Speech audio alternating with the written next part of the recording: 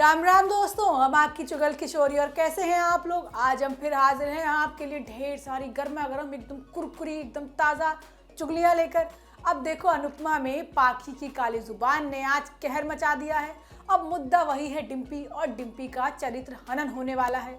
अब हर कोई डिम्पी को चरित्रहीन साबित करने पर तुला है, और मालती देवी को भी मौका मिल गया है कि भाई कैसे वो अपनी भड़ास निकाले। जबकि ये रिश्ता क्या कहलाता है में रूही और अरमान का प्यार जो है ना, वो नए मोड़ पर खड़ा है। अंगूठी किसी और के नाम की, प्यार किसी और से, पता नहीं क्या ही खेल चल रहा है। अब अरमान ने भी अपनी मोहब्बत का सबूत दे दिया है और अब रूही से शादी नहीं करना चाहता। मतलब नया बवाल होने वाला है। जबकि गुम है किसी के प्यार में रीवा अपने मरे हुए प्यार को जिंदा करने के लिए वापस लौट आई है। अब ये तो थी अभी तक की मोटा मोटी जानकारी, लेकिन पूरी जानकारी के लिए भाई रोज की तरह आपको हमारा शो देखना होगा। तो चलिए अनुपमा के घर चलते हैं और जानते हैं कि वहां पर क्या होने वाला है।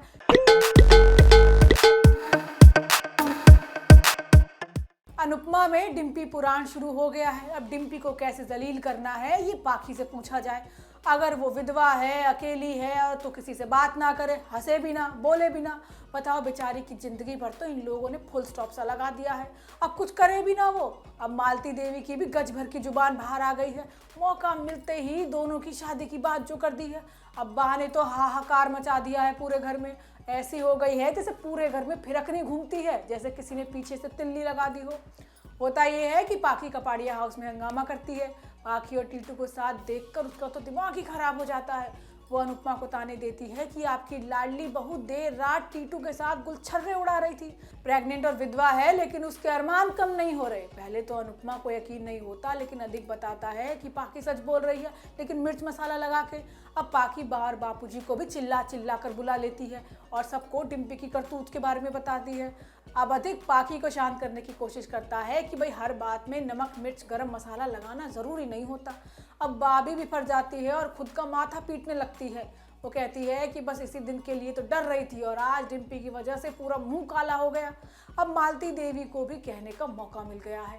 वो कहती है कि जब घर के बड़े ही घर में ना हो तो यही सब होता है। अब अनुपमा ने मोर्चा संभाल लिया है। वो कहती है कि उसे डिम्पी पर पूरा भरोसा है, और अगर डिम्पी खुद अपनी ज़िंदगी में आगे बढ़ना चाहती है तो वो उसको पूरा समर्थन देगी।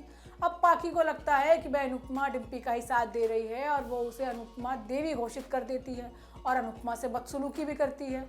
अनुज पाखी को डांट देता है और अनुपमा वादा करती है कि भाई डिम्पी से वो इस बारे में बात ज़रूर करेगी। अब मामले में मालती देवी ने नया एंगल निकाल दिया है और टीटू को विलन बनाने की कोशिश करती है। वो कहती है कि बेचारी डिम्पी भोली है, सुंदर है, अकेली है। अब टीटू को भी मौका मिल गया है उसे फंसाने का। इसमें डिम्पी की गलती तो नहीं है, और अगर दोनों के बीच में ऐसा कुछ भी है तो भाई दोनों की जल्द से जल्द शादी करा दो। अब शादी की बात सुनकर तो बात फट जाती है। वो चीख कर कहती है कि ऐसा कुछ नहीं है और ना ही हम उनकी शादी होने देंगे। वहीं दूसरी तरफ शो में बड़ा ट्विस्ट ये आएगा, क्योंकि वनराज की वापसी हो गई है और वनराज ने भी डिम्पी और टीटू को साथ में देख लिया है, वो भी आधी रात को। अब वनराज टीटू को धमकी देता है कि डिम्पी से दूर रहे, नहीं तो वो क्या करेगा उसे खुद भी नहीं पता। अब आगे आने वाले एपिसोड में मालती देवी और अनुपमा में फिर से ठन जाएगी, और मालती देवी अनुपमा को खुला चैलेंज देगी कि वो उसे घर से निकाल कर तो दिखाए। वहीं ये रिश्ता क्या कहलाता है में रूही और अरमान प्यार और बर्बादी की राह पर खड़े हैं। प्यार है लेकिन विश्वास नहीं, प्यार है लेकिन शादी नहीं करनी, और अब शादी करनी है तो लड़का राजी नहीं है। अरे हम अरमान की बात कर रहे हैं जिसने रूही से ऐसे सवाल किए हैं, लेकिन अब रूही बेवफा लग रही है। बताओ इतनी जल्दी क्या थी जो 2 दिन भी न रुका गया रूही से, और रोहित से चटपट शादी के लिए राजी हो गई। होता ये है कि दादीसा अचानक ही अरमान पर प्यार लुटा रही है और उसकी नज़र भी उतारती है। इतना ही नहीं, वो अरमान के कहने पर डांस भी कर रही है। अरमान और बाकी सभी लोग तो दादीसा का डांस देखकर ही हैरान हो जाते हैं।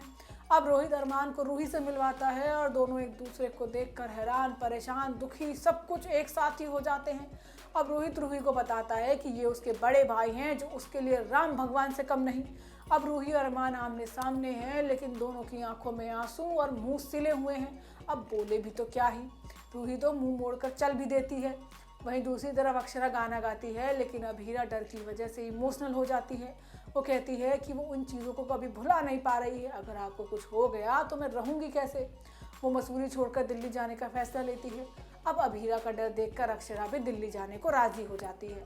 वहीं दूसरी तरफ रूही अकेले में चीख चीख कर रोती है, क्योंकि वो पहले ही अरमान को नहीं भुला पा रही थी और अब हर वक्त अरमान को अपनी आंखों के सामने देखना होगा।